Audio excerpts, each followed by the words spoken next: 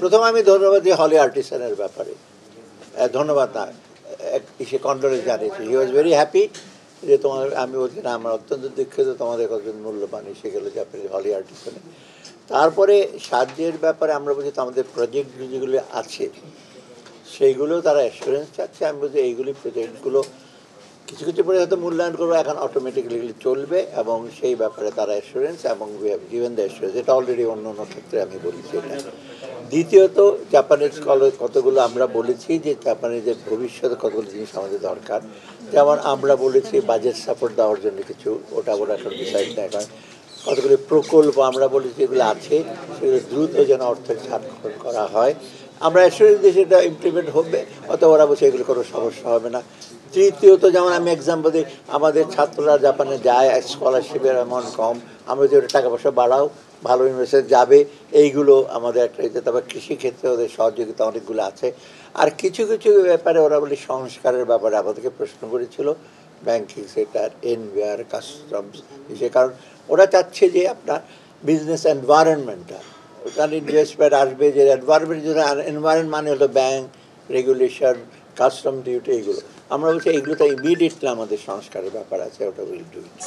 আর ভবিষ্যতের ব্যাপার আমরা বলেছি যে তোমরা এখন যা দিচ্ছ, 1400-রও বেশি শাখা উপশাখায় দেশের বৃহত্তম ব্যাংক আইএফআইসি, অত্যন্ত ভালো, কিন্তু আমি মনে করি তোমার সাহায্য বাড়াবে। তখন ওরা বললো যে আমাদের গ্লোবাল কনটেক্সট আছে, তোমার রিকোয়েস্ট আমরা কনভে করব, আমাদের তোমাদের যে সহায়তা লাগে, অর্থ সাহায্য, কারিগরি সহায়তা লাগে, কারণ জাপানিজরা কিন্তু কয়েকটা বিষয়ে বেশ দক্ষ, কারিগরি বেশ, আপনারা জানেন এগুলো এসে করবে।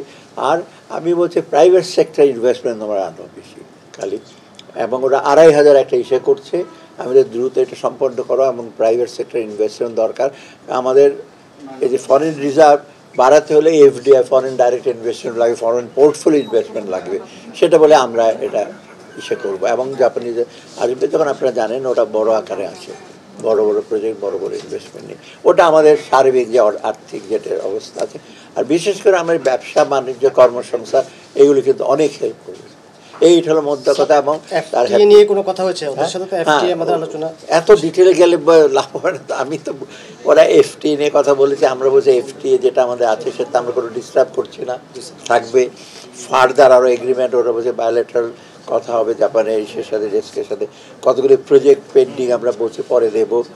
এলডিসি গ্র্যাজুয়েশনের ব্যাপারে বলছে, সেখানে কিছু কিছু কাজ করতে হবে গ্র্যাজুয়েশনে দিতে হলে, কিছু শর্ত আছে, সেগুলি জাপানের। উনি বললেন যে আমরা তোমাদের ব্যাপারে এখন উই আর হ্যাপি, এবং তোমাদের স্টেবিলিটি ফিরে, আমি ওদের স্টেবিলিটি ফিরে আসছে, কিছুটা এসেছিল কয়েকদিনের জন্য, এখন স্টেবিলিটি তোমরা এসে, আর রিফর্মের কথা বলে সে বলে যে we are very happy about this. And ওরা বলে যে আমরা মনে করি ওদের ইসের মতো যে এখন যারা leadership is a good hands. ওরা প্রফেসর ইউনুসকে চেনে, আমি অনেকবার জাপানে গেছি, ওরা অনেক ওদের বিভিন্ন সংস্থার সাথে বলে আমরা মনে করি যে তোমরা it is a good hands, এবং ওরা মনে করে যে ভবিষ্যতে বিশেষ করে বাংলাদেশের স্বার্থ, মানুষের জনগণের স্বার্থ। ইভেন আমি এডুকেশন হেলথের কথা বলেছি, খালি টাকা পয়সা নয়, হেলথ। ওরা বলে এই ব্যাপারে আমাদের এক্সিস্টিং যে প্রজেক্ট আছে সেটা তো একটা সহায়তা করবে, প্রয়োজন হলে আরও স্বাস্থ্য খাতে এবং বিশ্ব শিক্ষা খাতে ওরা আরও সহায়তা করবে।